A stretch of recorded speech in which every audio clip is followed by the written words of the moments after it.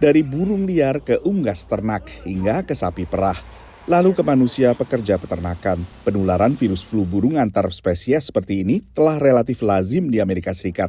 Tapi belakangan ahli medis mencermati adanya penularan flu burung ke binatang peliharaan.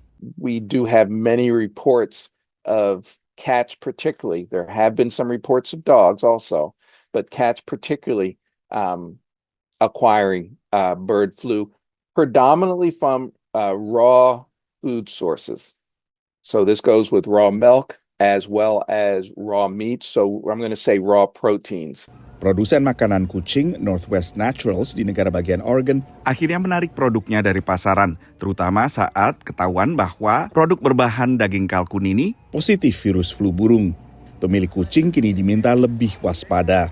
If we have an indoor-outdoor cat, the most likely exposure to our cat to this virus is going to be through wild animals. It's going to be through birds predominantly. The easiest thing is if you have an inside pet, keeping them inside.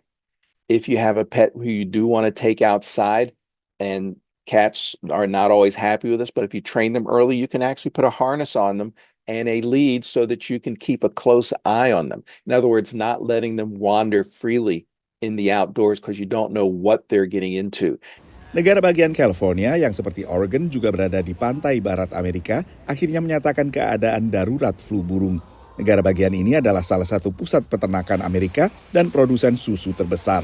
If you are just a person that is not going to farms, not working on a farm, not ever going to the woods, you probably have a very, very low risk of ever seeing this virus.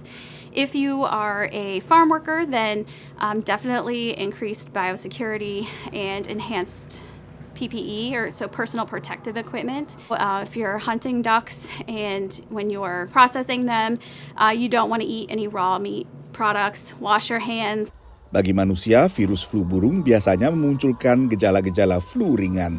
Meski negara bagian Louisiana akhirnya melaporkan kasus flu burung pertama terhadap manusia yang gejalanya parah. Selama 2024 kemarin, pejabat kesehatan di Amerika Serikat telah mengonfirmasi 66 kasus flu burung pada manusia.